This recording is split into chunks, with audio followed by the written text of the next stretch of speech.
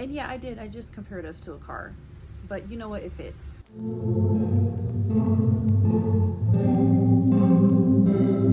Hey girl, hey, I'm Grace. I'm 47 and I'm a perimenopausal baddie. Welcome to my channel. Our body is like, it's changing. Our strength, our size, our shape. It's literally like all of a sudden getting a new make and model of a vehicle and you just don't know how to work all the buttons. And yeah, I did. I just compared us to a car. But you know what? It fits. I stand on it.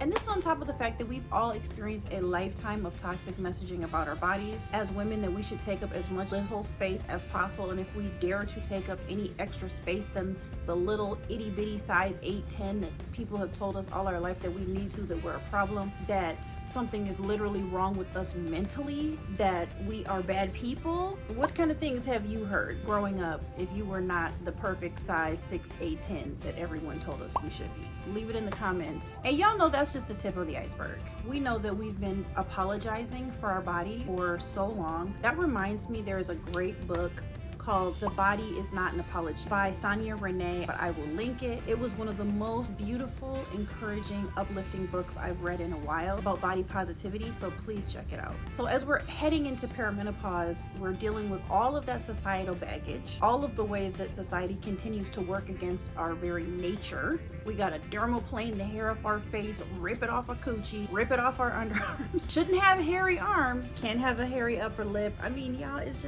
so much pressure. It really is. And then we got women out here showing off their post-baby bodies 2 or 3 days or 4 days or 5 days after they had a baby. It's just like, come on, can we be humans?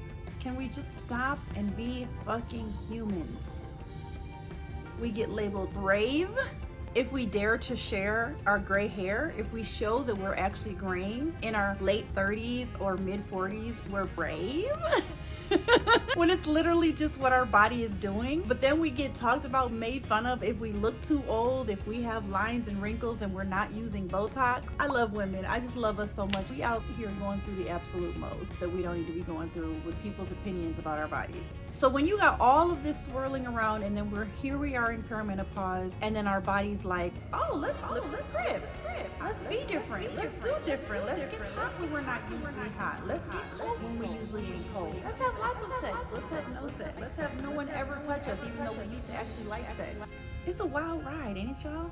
It's a wild mofo ride out here. On a serious note, additionally, we may have our own internal negative dialogue about our body, that this is too this or this is too that. Growing up, I used to always think my feet were too big because I've always had big feet for my height. I've always had belly fat, and I've always had different issues. I've had cystic acne, not great skin on my face. I won't list them all, but my point is you are probably very much like me, where you have this list of things where you're like, yeah, these things you've carried with you all your life, wishing they could be different, wanting them to be different. And this YouTube video really isn't about body positivity, but it really plays into it, right? Because our body is morphing and changing, and it feels like even more than usual. We need to get used to what it is and radically accept it for what it is and what it does now, and just learn how to treat it. Because in the past, for example, women who are overweight have often had their health concerns dismissed, which is just really fucking ridiculous and extremely fatphobic. And we not fatphobic over here, okay? So please do not leave any fatphobic comments. In the comment section, you will be deleted and blocked, baby. So let's talk about a few things that can help us as our body changes during perimenopause. One of the biggest changes in perimenopause is that we start losing strength in our muscles. Now, I'm not gonna sit here and act like I've got this all figured out. This is something I'm working on. I really don't like lifting weights, and I am not a gym rat, y'all. Some studies show that women are losing muscle mass at a rate of 0.7 a year, starting in perimenopause and then throughout menopause. And this slowing of muscle mass and slowing of muscles, as you can surmise, slows our metabolism, which, as we all know, leads to us gaining weight. Our muscle mass is a major source of our energy consumption, so when it imbalances, it can cause things like insulin resistance, and that can lead to feelings of hunger. The more hungry, the more you eat, the more weight you're gonna gain. And that is why perimenopause and menopause adds to women's risk of type 2 diabetes so significantly. That's a big deal. Muscles also give us balance. They strengthen our bones, which means that we have more vulnerability to falling and breaking bones and shit when we're older. It really increases our risk of fractures, and more than that, it just puts us more at risk of like not being able to move in certain ways and not having mobility, and that's depressing.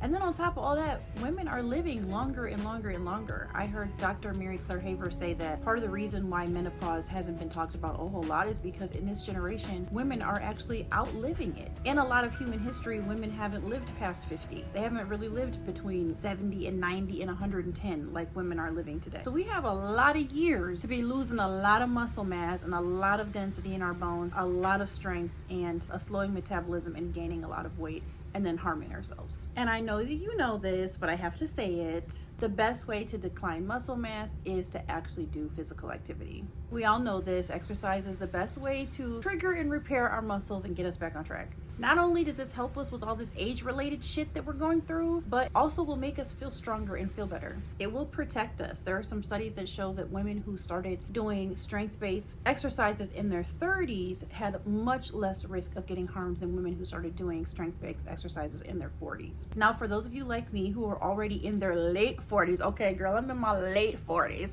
So I'm like, damn, is it too late? No, of course it's not too late. I am just new on this journey. Channel is new. Studying this is new. Me getting this under control is new. So I'm here to learn and do with y'all. And of course, I have to say it, y'all. I just have to say it. But if we do this, if we really get strong, we start focusing on our strength-based physical activity, we're going to have lower rates of heart disease, lower rates of stroke, lower rates of diabetes, reduction of cancer, a lower risk of dementia, and help our immune system. I mean, that's a lot of good stuff, y'all. That's just enough reasons right then and there. It's really hard to find a part of the body that doesn't benefit from exercise, so we might as well just go ahead and do it, y'all. Exercise is really the single greatest health intervention for all manner of things, and if you could bottle it up and put it in a jar, doctors will be prescribing it for literally every ailment. But y'all, I mean, come on.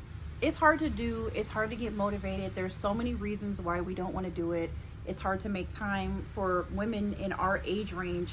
You're also juggling children and their various schedules and all the things they need to do. Some of us, I don't anymore, but I know a lot of my friends in my age are also juggling taking care of their own parents.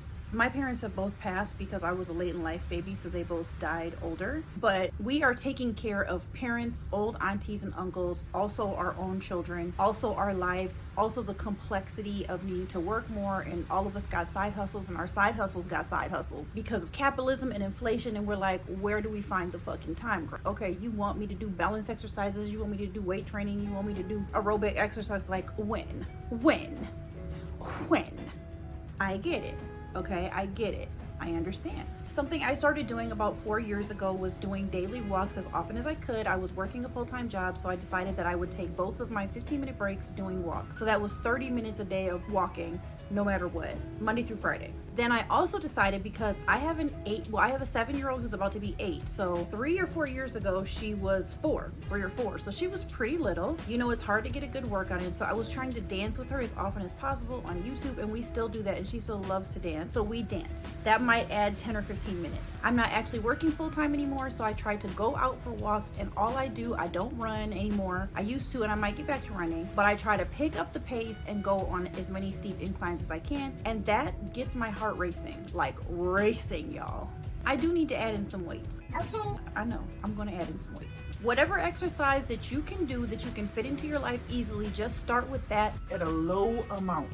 I'm telling y'all, 5 minutes, 10 minutes, 15 minutes, just start with a low amount, because whatever exercise that you like to do and want to do, you'll probably keep doing. Another thing I do is, we have an indoor pool here at the apartment complex I live in, so my daughter loves to go swimming. We get in that pool so often. So one thing I do is just try to swim laps. You know, I'm not a good swimmer, y'all. I'm not like a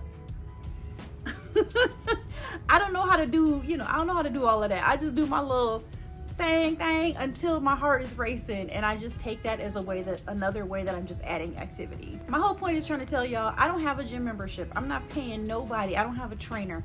I don't have a fancy Pilates studio that I go to, okay? I'm just trying to do what I can when I can. There's a little phrase where it says, get in where you fit in. That's where you have to do with this exercise thing. Like, what can you fit into your life reasonably and comfortably? There's also some gentle exercises you can do, like Tai Chi, yoga. I have a Tai Chi app and a yoga app, and you can just do like 5 minutes at a time of some sort of Tai Chi or yoga that you can even do in a chair if you already have limited mobility. The point is, do something and start now. This is really, really, really important, y'all. Whatever you start, please don't overdo it at the beginning, because a lot of times some of us are like, I'm so excited, I'm gonna get in shape, I'm gonna take care of this perimenopausal belly, da da da da da. and then once you get started, and if you have a lot of pain the next day, it's prohibitive. And then you're gonna be like, oh, I don't really want to do that again because I just hurt myself yesterday, and you know, all the excuses start flooding in. So whatever you can do, do it. Just don't be sedentary. Being sedentary all day, like where you just sit in the office all day and you don't move except to get up and get lunch and come sit right back down. If you're watching TV all day, if you're traveling on public transportation all day, or you're a bus driver, or you're doing anything where you're not doing any walking whatsoever, particularly if it's 8 or more hours a day, you have a much higher rate of premature death. And especially if you're in perimenopause, boo, being sedentary is not gonna work for you. It's gonna be miserable. And if you searched out this video, then you absolutely know that you wanna get at least a little bit healthier, and being sedentary is not the way to do it. The irony is that a lot of our life is set up right now to be sedentary. You know what I mean? Like, even a lot of what I do as a writer, even as a content creator, is just sitting down, researching, reading, typing. I mean, even right now, I'm literally sitting down. So just try to have a mindset of how often can I stand up? So one of the things I've really appreciated about having an Apple Watch is Apple Watch gives you and maybe there's other devices that do this too. I had never experienced this before I got this watch, but it tells me every once in a while, it says time to stand up. And then it gives me like a little reward when I do, like, hey, good job. But since I got this watch, sometimes I'm like, dang, like I cannot believe how often it's telling me to stand up. And I'm like, if that's what's needed to be healthy, that's crazy, because I definitely was not standing up before I got this watch. All the times I've been at home working, or like if I'm editing a video, I'm taking hours and hours and hours without standing up at all. So if you don't have an Apple Watch, you know, set a little alarm on your phone, you know, for once an hour for 2 minutes to just literally stand up, stretch your neck, etc. Okay, so now that I've told you what we need to be doing to keep our weight in check, let's just talk a little bit about weight gain and perimenopause. First things first, I don't know if y'all have noticed this, but weight gain is more prevalent and losing it is so much harder. Y'all, every time I get a little bit of traction and lose these 5 pounds, I gain these 5 pounds Right on back. Some of the research and studies shows that during perimenopause and menopause, women are gaining 1 to 3 pounds a year, and that is primarily because of the reduced calories burned, the loss of muscle mass, and the increased insulin levels. Given the amount of time that we could be in perimenopause and menopause, if you start perimenopause a little bit early at 37, and then let's say you get to menopause officially by like 48, you know, that's already 9 years. And then let's say you're in menopause for another 10 to 20 years. That's a lot of years to be gaining weight. And some of the things that we're taking to help us deal with the various perimenopause symptoms are not helping us either. In terms of weight, things like antidepressants, beta blockers, insulin and steroids, like those things lead to gaining weight. Now, I wouldn't go off my antidepressants for nothing. I don't care if I blew the fuck up. I'm gonna stay on my antidepressants. I'm just saying I do recognize, and some studies have shown that they do lead to weight gain. So one of the reasons that we want to get control of our weight during perimenopause is that there's 2 types of fat. Subcutaneous fat, which is like this outside fat, this little jiggle that you can grab with your hands. Underneath all of that is visceral fat, and visceral fat is the kind of fat that doctors and researchers are more worried about for women in perimenopause. During perimenopause, our visceral fat becomes more and more of our fat than subcutaneous fat. The visceral fat is what's really actually alarming for doctors, because visceral fat is what's called like an active fat. Visceral fat is more associated with cardiovascular disease, heart attack, stroke, elevated lipid levels, fatty liver, which is a cause of liver failure, type 2 diabetes, arthritis, as well as other health risks. So that's why the visceral fat is so concerning for doctors, particularly for women in perimenopause, because it's becoming more and more and more of the fat than the subcutaneous fat. Here's a few things that are associated with visceral fat, which should set off alarm bells for us.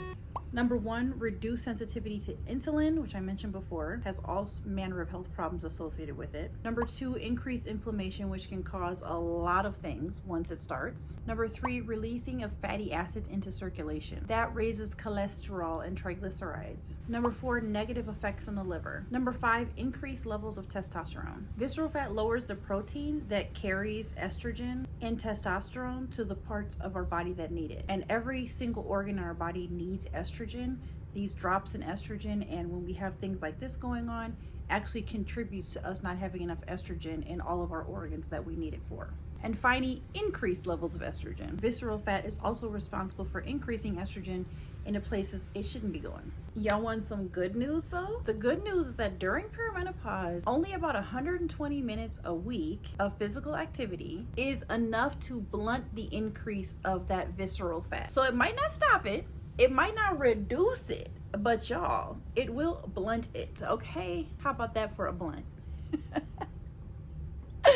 Oh boy. But seriously though, 120 minutes is not that much. You can think of it as 2-hour-long walks a week, which is actually more ideal for me. I actually would love to do that as opposed to 4 half-an-hour walks or 5 20-minute walks. But either way, y'all, that's good news. Another thing that helps is hormone replacement therapy. I myself haven't started it, but y'all, I'm about to start it, and I will keep y'all updated on my journey. So if you're not yet, please subscribe. Boopity boop the like button for me, because you can go on the journey with me for hormone replacement therapy. The reason why this visceral fat thing is so important, y'all, is because that's what leads to really negative health outcomes for women in our age range. If you're like, Grace, well, how do I know if I have visceral fat? Just bust out the regular standard measuring tape, y'all. Researchers say that if you're over about 88 centimeters or about 35 inches, you should try to reduce it by 2 inches, and that reduces the risk of heart disease by 15%. Now, this is not a one size fits all. I definitely recommend you going to your doctor and talking about health outcomes, talking about weight, waist size, all of that. But I think most of us know when we have a certain level of abdominal obesity and need to address how to deal with it. And of course, this varies if you're taller or shorter. The one thing I'll say is do not listen to BMI. BMI was created and based on white men who are between 18 and 22 in 1964, y'all, okay? The BMI is not a reliable tool for figuring out if you are having too much visceral fat as a perimenopausal woman, okay? Please, the BMI, the entire BMI. That's my stance. The BMI is racist and misogynistic in my opinion, but you know, that's just my small opinion on it. But do know your waist circumference and do bring that to your doctor. Like, hey, my waist circumference is, I feel like it's too big. I feel like I might have a lot of visceral fat. And what can I do and how can you help me? Because I can help you figure out if you have metabolic syndrome. And metabolic syndrome is what really, really increases your risk for heart disease and for diabetes. In order to have metabolic syndrome, you need to have at least 3 things present: a high waist circumference, high triglyceride level, or you're taking medication to control your triglyceride level, a low HDL, or you're taking medication to treat a low HDL, hypertension, or you're taking medication to reduce hypertension, high blood sugar, or you're taking medication to treat high blood sugar. If you know that you have a high waist circumference, I would also suggest that you get all those other things checked as well. But you know what they're gonna tell you anyway? They're gonna tell you lose some weight, exercise, eat healthier, and they may give you some medications to treat your abnormal lipids and things like that. So while exercise might not completely target visceral fat, it's not gonna hurt y'all, because weight loss in general is going to reduce visceral fat and it's going to reduce subcutaneous fat either way. And this is not so we can be out here trying to look good in our bikini, y'all. This is about living. This is about living, honey, and living good lives, being the baddies that we are. I'm going to talk more about weight loss and perimenopause in another video as I try to go on this weight loss journey. I'm not trying to lose a whole lot, but I am a lot heavier than I usually am, and I'm definitely gaining weight quicker, and it's harder for me to lose weight. I definitely feel like I've got visceral fat. I definitely have a lot of subcutaneous fat. I definitely feel like I'm more tired. I definitely feel like I just need more. So I'm moving into this direction, so please subscribe and come with me. But the bottom line is, this loss of muscle mass starts at age 30. If you've landed on this channel and you're in perimenopause, you already losing muscle, baby. Number 2, exercise is the best medicine for us perimenopausal baddies. Okay, we gotta get out here.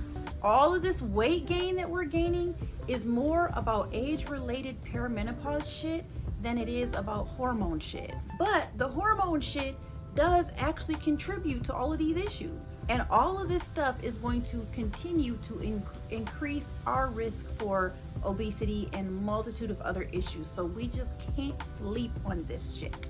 Abdominal waist fat is a circumference of over 35 inches. Please check your waist size today.